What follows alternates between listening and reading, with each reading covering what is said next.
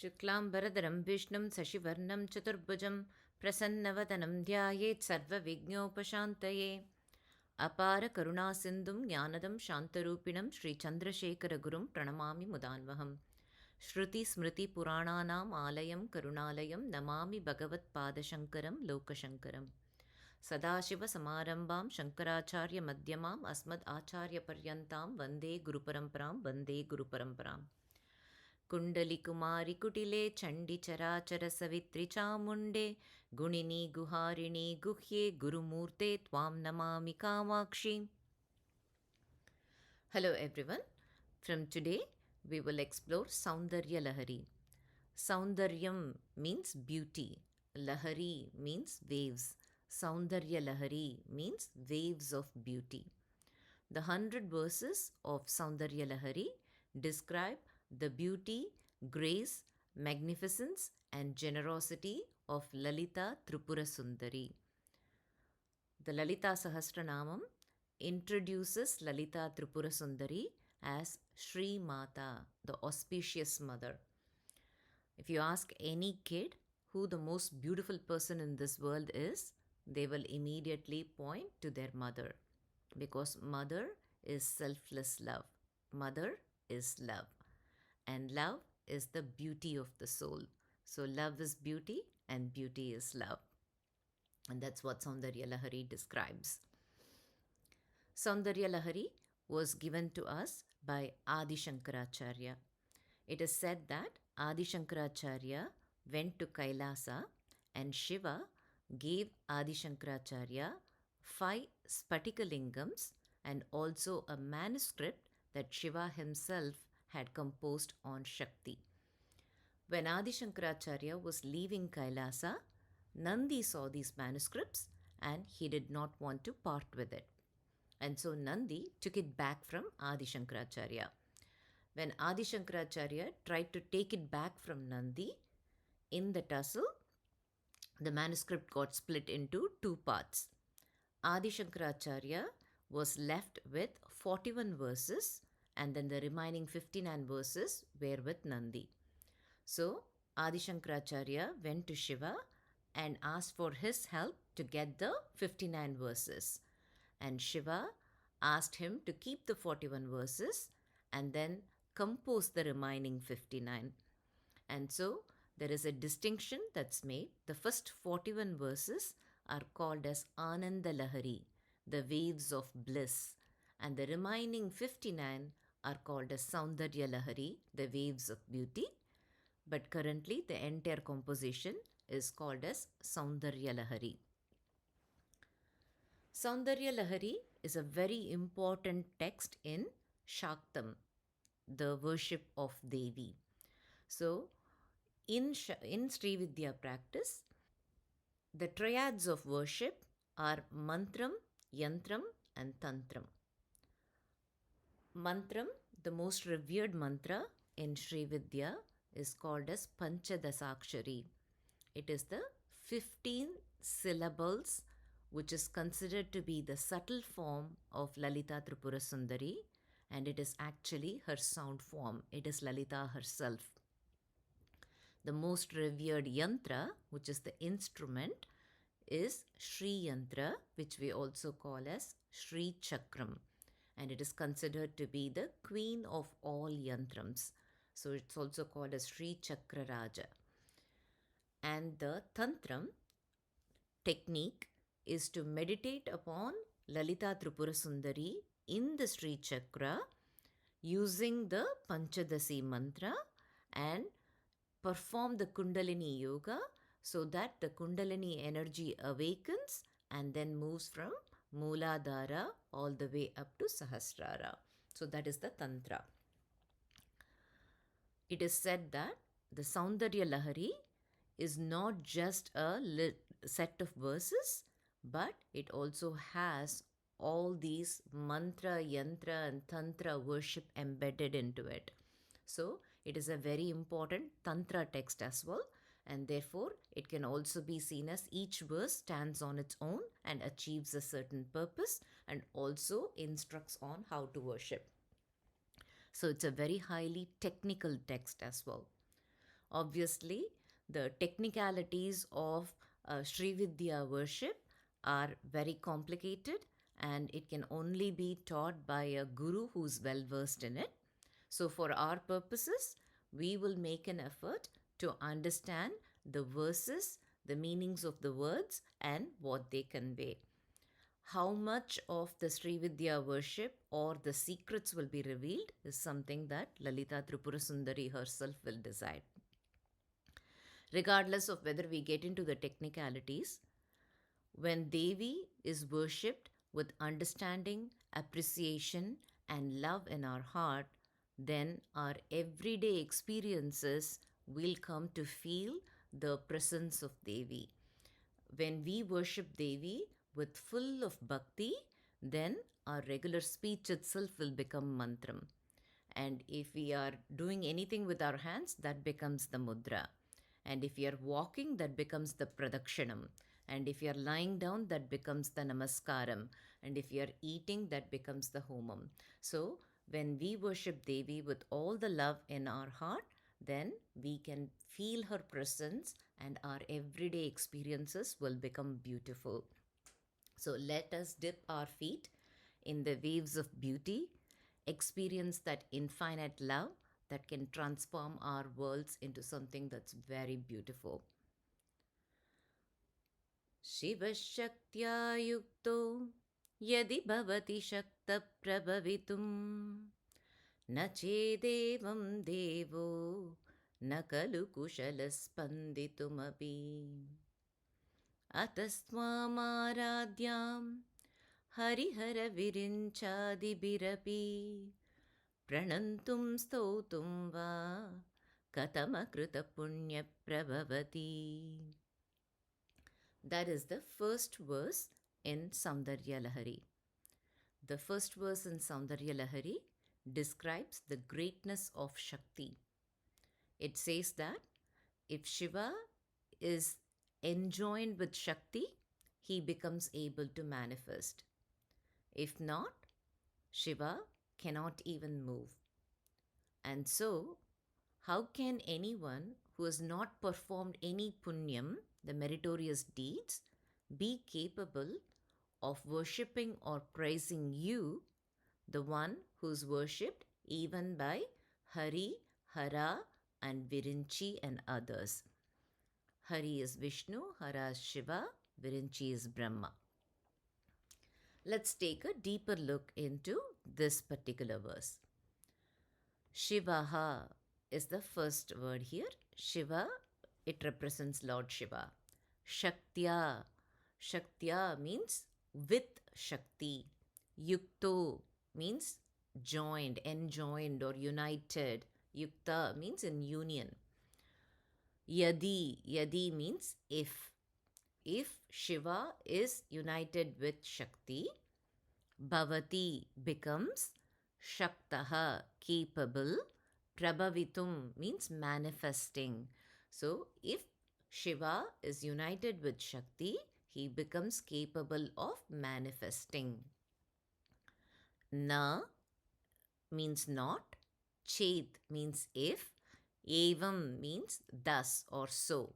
And that points to the union of Shiva with Shakti. If not so, dēvō, which references Shiva. Na, not. Khalu means indeed, certainly, definitely. Kuśalaḥ means able. Spandituṃ means to pulse, to throb. So it is the tiniest movement that's possible. Api means even. If not so, he is not even capable of tiniest movement. So between the two lines, they're talking about the greatness of Shakti. We all know that Shiva is very powerful, right? He's the Lord of the universe. And these two verses are saying that Shiva is a powerhouse only because he houses the power called Shakti. It is Shakti who gives that power to Shiva. Shakti empowers Shiva. So if you want to say very shortly, Shiva has mass, but Shakti is the boss. That's what Adi Shankaracharya is saying here. So Shiva himself gets his power from Shakti. So that is the Mahima of Shakti. That's how great she is. She is able to give the power to the most powerful God. Ataha, therefore, or if that in that case, Tvam. Tvam means you. It is the accusative case of you. The action is being done to her. So, in Tamil, it would be unnai, or in Telugu, ninnu. That's what it means. Aradhyam. Aradhyam means worshipped by. Hari, Vishnu, Hara, Shiva, Virinchi, Brahma, Adibihi, and others. And we have seen in Lalita Sahasranama, it says Hari Brahmendra Sevita. So Indra also worships her. Sharada Aradhya, Guhyaka Aradhya, Pulo Majarchita. So there are so many people who worship her. So, and others. Api, even, who's even worshipped by Vishnu, Shiva, Brahma, and others. Praṇantuṃ. Praṇantuṃ means to worship. Stōtuṃ means to praise you. Va means or. Katham means how. Akrita means not done. Puṇyaḥ. Punyam means all the meritorious actions and the merit we accrue as a result of it. Prabhavati, able to. So here he's saying the greatness again of Shakti, right? She's also worshipped by all of these people. And you can see Vishnu is the protector of the universe. Vishnu is so great. And Brahma is the creator of the universe. He is great. Rudra has so much power, and all the other gods worship her. So even the gods we worship her. So that is her greatness. So she is that powerful. And he says she's extraordinary, right? Because she's able to give power to Shiva and she's worshipped by all the gods. So she's extraordinary. If you generally look at God, if we worship God, we will accrue merits, will accrue punyam. That's why we worship God, right? But what he's saying is, she's that extraordinary that even to go and worship her and praise her, we need to have done some good deeds. Only then, even the thought of being able to worship Lalita Tripura Sundari and praise her will even come to us.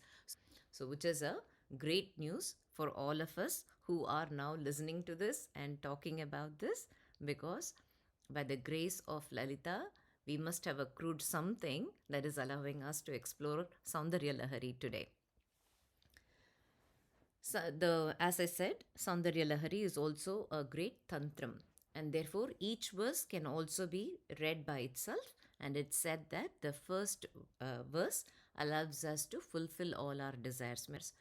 And it is said that this talks about the Sri Chakra because it's the union of Shiva and Shakti. And we've seen in Lalita Sahasranamam, it says Shiva Shakti Aikyarupini. So she is the union of Shiva and Shakti. And there are several namas in Lalita Sahasranamam that provide the same meaning. And one of the nama that's notable in Lalita Sahasranamam, Punyalabhya. That means she's attained through merits. And if you see, the two lines here are saying only if you have acquired merits, then you will even be able to worship and praise her. So that actually is very relevant to this one. Obviously, Sri Shiva is also a nama that's very relevant because she is the energy of Shiva. And then we have seen Shivaradhya, Hari Brahmendra Sevita, etc. Let's move on to the second verse in Soundarya Lahari. tanīyāṃsaṃ pāṃsuṃ tava charana pankeruha bhavam virinchis sanchinvan virachayati lokana vikalam vahatyenam shaurihi katamapi sahasrena shirasam harasamkshuddyainam bhajati basito dulana vidim. The second verse in Soundarya Lahari talks about the greatness of the dust of Devi's feet. It says that Brahma collects the extremely fine particles of dust from your lotus feet, and he uses that to create the entire universe with perfection. And Vishnu somehow carries that universe on his 1,000 heads. Shiva crushes this universe to dust at the time of dissolution and applies it as holy ash all over his body. Let's take a deeper look at the second verse. Tanīyāṃsaṃ. Tanīyāṃsaṃ means very fine or minute. Pāṃsuṃ means dust or sand. Tava means your. Charana means feet. Pankeruha means lotus. Bhavam means present in or produced by. So, tanīyāṃsaṃ pāṃsuṃ tava charana pankeruha bhavam. The very fine dust that is present under your lotus feet, or that is produced by your lotus feet. Virinchis sanchinvan. Virinchihi means Brahma. Sanchinvan means to gather or collect. Virachayati. Virachayati means to make or create. Lokan. Lokan means all the worlds. It is said that there are 14 worlds, 7 upper worlds and 7 underworlds. Avikalam. Avikalam means without imperfection. And we can all see, right? There is a certain order in this universe. The seasons automatically change and they happen no matter, right? Regularly in an orderly manner. There is no reminder that needs to be set for that. Similarly, there are certain flowers that will only bloom in the morning, and then there are certain flowers that will bloom only in the night. And the flowers certain trees will only grow in a certain place, right? They need a certain climatic condition. And every animal has its own characteristics and it has its own food, etc. And then there are human beings where each one, although everybody looks very similar in terms of, 2 eyes, 2 hands, 2 legs, etc., there is so much variety in our personality or behavior, etc. So this universe is an amazing balance of order and chaos, and that's what is referred to as without imperfection. Vahatyenam, which is split as Vahati and Enam. Vahati means to carry. Yenam. Yenam means thus or this. So this references the universe that Brahma has created. Shaurihi. Shauri means Vishnu. And Shauri also means someone who's brave. Kathamapi. Katham means somehow. Kathamapi, somehow. Sahasrena. Sahasram means 1,000. With the 1,000. Shirasam. Shiras means heads. With the 1,000 heads. So, somehow Vishnu carries this universe with his 1,000 heads. So, the 1,000 heads here represent Adisesha. So, Adisesha is the son of Kashyapa and Kadru. And he has 999 other brothers. And it is said that Kadru asked all her children to help with tricking Vinata, who is her sister, who's also a wife of Kashyapa, and she is the mother of Garuda. And Kadru and Vinata had a bet, and Kadru wanted to win that bet. And it is said that Adisesha was the only one who was not willing to go do all these tricks in order to win the bet. And because of Kadru winning the bet, Garuda's mother Vinata became her servant for a very long time, and then Garuda had to come and release her out of that. And that's why he's called as Adisesha. Sesha means exception. So he was the only exception who was not willing to play foul. And it's also said that when the pralayam happens, everything dissolves, right? There is nothing that's in existence, but Adisesha continues to remain. And so Adisesha is also considered as a form of Vishnu. when all the brothers tricked and his mother won, Adisesha felt very frustrated, and it said that he went on a penance and he did not even eat anything. And at that time, Brahma appeared in front of him and said, you know, don't be so frustrated. There is nothing that is your mistake if your mother is like that. And so, in order to divert his attention, it is said that Brahma asked for his help to support the entire universe. At that time, it said that the earth was a little bit unstable and was prone to a lot of earthquakes. And because Adisesha is holding it, now it's more stable. So, Adisesha is supporting the entire universe. Haraha. Hara means Shiva. Samkshudya means to crush, to powder. So at the time of dissolution, all the entire universe becomes nothing. So that's what they're referencing here. Yenam, this, again it means the universe.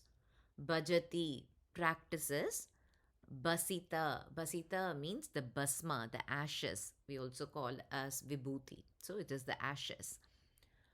Vuddulanavidam. Vuddulanavidam means it is the practice or the procedure of smearing the ashes all over the body. So Shiva is considered to be the god of dissolution, right? So Shiva crushes this entire thing into powder and he is smearing it all over his body.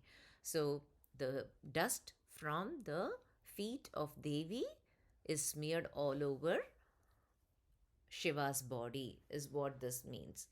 So if you look at this basma, we call Shiva as Basmanga Ragaya Maheshwaraya. So this basma is also called as vibhuti, which is ashes. Usually it is by burning something. It is always in contact with fire. And basma is something that purifies one. That's why we wear vibhuti. And basma is like the fire from which it was generated. Whether you knowingly touch the fire or unknowingly touch the fire, fire will burn you. Similarly, whether we apply vibhuti with all our devotion or without any belief, the vibhuti will cleanse us and it leads to liberation. And therefore, there are procedures around how to wear it, and depending on how you wear it, it also means what your intent is, etc. So that's what is called as uddulanam. And you might have seen, there'll be Brahmins who will wear the tripundra, the 3 lines on their forehead, and then they would have it on their arms, etc., right, on their chest, etc. So there is the uddulanavidim. So the basma has its root on something that shines, something that illuminates, and that's why it leads to that knowledge cleansing. So when we consume food, right, the digestive fire actually burns the food. When the food gets burnt, what happens? The essence of that food will come and that goes to nourish our body. Similarly, the basma, Shiva, in his job of dissolution, is burning the entire world, and then the ashes are the essence of this world, because that's what with which Brahma created. The essence of this world is coming back, and then that is being smeared all over Shiva's body so that it can flourish again from there. And that is the tatparyam of the basma. So again, the verse means that Brahma, Vishnu and Shiva are doing their jobs, and that is all because of the greatness of the dust from Devi's feet. So they are excelling at their job. And if you see, Brahma's job is to take the dust and make it into the world. And Vishnu is carrying that world that was created out of the dust of Devi's feet on his head. That's how important it is. And Shiva is taking that dust and smearing it all over his body. So that tells us about the greatness of the dust of Devi's feet. And this particular verse is usually chanted for success in whatever we do and for captivating the world. So you can see how essential the dust of Devi's feet is for Brahma, Vishnu, and Shiva to do their jobs. And therefore, in order for us to succeed in all our endeavors, this particular verse will help. And if you look at Lalita Sahasranamam, there is an equivalent that talks about the dust from Devi's feet. It says, Shruti Simanta Sinduri Krita Padabja Dulika. Padabja Dulika means the dust from your lotus feet. And that is, if you look at Vedas, we all revere Veda because it's an ocean of knowledge, and all the knowledge that is in this universe is contained in that Vedas. But that Vedas is nothing but a speck of dust from Devi's feet. That is how great Devi is. But here, what Acharya is saying is that the entire universe is nothing but a speck of dust from Devi's feet. Then imagine how great Devi must be. So it talks about the greatness of the dust of Devi's feet as well as the greatness of Devi herself. With that, we have covered the 2 verses from Soundarya Lahari. Let's look at a story related to the word Virinchi. Virinchi means Brahma. Once Brahma went to Kailasa and he could not find Gauri in Kailasa. He also visited all the Shiva kshetras in the earth and he could not find Devi anywhere. So Brahma was a bit puzzled, and therefore he went to Kanchipuram where Kamakshi was there, and he asked Kamakshi, I'm not able to find Gauri anywhere. There is no Shakti in any Shiva kshetras. What happened? And then Kamakshi told him about what actually happened. As we all know, Manmata was burnt by Shiva, and out of the ashes of Manmata came Bandasura, and then Lalita originated to destroy Bandasura, and then she revived Manmata. And Haranetragni Sandagda Kama Sanjeevan Aushadihi. So she revived Manmata. When Manmata was revived, he became Ananga. He had no form and he only could be seen by his wife Rati. So he will not be visible to other people. When all of this happened, Manmata was feeling that he was not treated fairly. So he went to Kamakshi and he told her, Devi, only for Lokakshemam, when Brahma asked me to help somehow make Shiva fall in love with Parvati, and that will give a son who can then kill Tarakasura. In order to help the world, I agreed to do that. But Shiva got very upset and he burnt me down. Afterwards, anyway, Shiva married Parvati and they had a son. So everything was fine there. But in the process, I got burnt. And earlier, I used to be known by everyone as the god of love. And I was respected that way. But now, whenever anybody says Manmada, everybody can remember is that Manmada was burnt by Shiva. So I feel like my reputation is damaged and I set out to do something good for the world, and then I am now treated like this. So I'm feeling very bad about it. So it is said that Manmata got back his form, and then Kamakshi also understood the reasoning of his arguments, right? So she was able to understand and she said, okay, Manmata, I agree. That was not fair on you. So tell me how we can make this right. And so Manmata said, the only way I will feel like I've been served justice will be if I can win over Shiva, where Shiva is subject to my arrows. He feels the tapam and he is longing for Gauri. That's when I will feel like I have won. And so Kamakshi said, totally fine. I will help you with your plan. So immediately Kamakshi and Manmata created a plan. And so according to that plan, Kamakshi withdrew the Shakti from all the Shiva kshetras and also from Kailasa. So Gauri also went back into her. And now Shiva is looking for Gauri in Kailasam and he couldn't find. And then with his Jnana Drishti, he senses her presence in Kanchipuram. So he comes to Kanchipuram and there Kamakshi is there. And he looks at her and he says, Gauri, what are you doing here? Come, let's go home. I've been looking for you everywhere in Kailasa. You were not there. Come, let's go home. So he reaches out and holds her hand. At that time, Kamakshi is saying, hey, I'm not your wife Parvati. I'm the Adi Parashakti. And so don't touch my hand. And Shiva is saying, come on, Gauri, don't play. Come on, let's go home. And he holds her hand one more time. And then Kamakshi looks at Manmada and she says, he's misbehaving. Shiva is misbehaving. Manmada, take care of him. So immediately Manmada and Shiva, Rudra, are both engaged in a battle.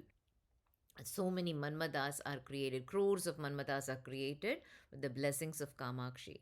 And then Shiva understands that this is all a Leela of Kamakshi. And Shiva also creates crores of Rudras. And the crores of Rudras and Manmadas are fighting. And with Kamakshi's blessing, Manmadas won. And therefore, Shiva lost that. And therefore, he had to take whatever that Manmata wanted him to do because he lost the battle. And Manmata actually put all the 5 arrows on Shiva, and each one transformed into a garland, and that Shiva accepted on his shoulders. So that's why Kanchipuram is also called as Rudrajit Kshetram, because Shiva was won over by Manmada. So once all of this happened, Manmada now felt like everything was right for him, right? He got his form back and now his reputation has been all cleared up.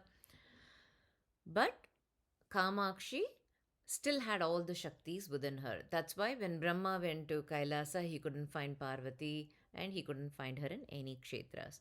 So Kamakshi told, Brahma, now that you've come to the earth, now go and install Shakti in all the Shiva kshetras so that everybody can worship Shiva and Parvati together, because that's a great blessing to see them together. She said that is okay to do that everywhere, but in Kanchipuram alone, there cannot be any Moola Shakti. So in Kanchipuram, there can be only one Shakti, and that will be Kamakshi. So here in the Shiva temples, there will not be any Shakti. So then Brahma said, there is a Ekamranatha temple, the Shiva temple in Kanchipuram. So Brahma said, if there is no Shakti in that temple, how will we do the Kalyana Utsavam that we have to do? And see, the Kalyana Utsavam that we do for God is very auspicious. When the marriage is done, the mantra that's usually recited, it will be Mangalyam Tantuna Nena Mama Jivana Hetuna Kante Badnami Shubhage Tvam Jivam Sharadaschatam. So the marriage mantra says that this thread that I'm tying around your neck is the reason for my life, right? It is the purpose of my life, and may you live 100 years. That's what it means. Whereas when the same marriage is conducted for God, when we do the Kalyana Utsavam, the mantra changes to Mangalyam Tantuna Nena Jagat Rakshana Hetuna Kante Badnami Subhage Lokanam Mangalam Kuru. So it is supposed to be for the Jagat Rakshana. The purpose of that thread that is tied is for the protection of the universe. And through that whole auspicious marriage, the entire worlds, Lokanam Mangalam Kuru, all the worlds will become prosperous. Mangalam is auspicious, so they get the prosperity and well-being. So when the Utsavam is done, it allows for prosperity and the universe to flourish. And therefore, it's very important that it's done every year. So then Brahma said, if there is no Moola Shakti, how will we do this Kalyana Utsavam? So then Kamakshi said, don't worry, I will project out of my forehead a Chit Jyoti, and that will come in a form. You immediately make a statue with gold of that particular form, and you can use that as in order to do the Kalyana Utsavam. But you have to install that statue in Kamakshi Amman temple. When it is time for the marriage, you can take her to the Shiva temple, finish all the marriage, bring both of them as a procession, and then leave her back here. She cannot stay there, but she can go and come back. So we call that kind of a thing as Utsavamurti. Moolavar means one that's always stationed in that temple. Utsavar means that was taken on the procession. Only in the Hindu Dharma, God just doesn't stay in the temple and say, you come and see me. For those people who are not able to go to the temple, God will also come through the streets. So that's why we have Utsavamurti. So said that you make the Utsavamurti. So immediately Kamakshi projected the Chid Jyoti, and then Brahma immediately made a golden statue. So this statue had two beautiful eyes, and she had two hands. In her right hand she had a parrot, and her left hand was suspended, and she was wearing a beautiful yellow silk, and she was decked with all the ornaments, and she was in a standing pose. So we call her Swarna Kamakshi or Bangaru Kamakshi. So he made that, and he installed her in Kamakshi Amman temple. That is called as Dhruvasthanam. That means the permanent place. And even now, when the marriage function is conducted every year, she is taken from the Kamakshi temple to Ekamranatha temple, and there they conduct the marriage, and then both Shiva, Ekamraishwara, and she's also called as Elavar Kulali. They both will come as come in the procession, and then they will drop her back in the Kamakshi Amman temple. And Kamakshi had also said that because there was no puja done for her in her Dhruvasthanam, when she comes back, you have to do the perfect puja with Sahasra Kalasa Abhishekam, etc. Sage Durvasa has created a procedure. Using that procedure, you should do the entire puja, is what Kamakshi had said. So that is something that's done even now. It is said that the Swarna Kamakshi was taken to Tanjavur when the Muslim invasion happened. They wanted to protect. So now there is a different statue, but that is generally the process. So Brahma then stayed back there, and for 6 months he was doing the puja for Swarna Kamakshi, and then he conducted the marriage proceedings, and then just like how Kamakshi said, and then he put her back there. And he also created a person who will be responsible for doing this Kalyana Utsavam every year, and he gave him a lot of riches and went back to Brahmaloka. And it is said that after he went back to Brahmaloka, Brahma could not see very well, and he was afflicted with blindness. And at that time, Saraswati said, when you tried to install Swarna Kamakshi, there was Sri Chakram there, and without knowing, and that Sri Chakram was installed by Shiva himself. And without knowing, you stepped on the Sri Chakram, and that's why now you're not able to see. And the only way to get rid of this is to go and do puja for the Sri Chakram according to the practices that are described in Rudrayamalam, and that's how you will be able to get rid of this. So it is said that Brahma again came back to the earth and did this puja in Kanchipuram, and therefore was able to get his eyesight back. And also at that time, Brahma gave the boon that anyone who sees this Swarna Kamakshi will get the benefits of doing the Sri Chakra Puja, and therefore they will be prosperous. So because of Brahma, today we are able to see Shakti in all the Siva Kshetras, and because of that we are able to have darshan of Shiva and Parvati. That's all for today.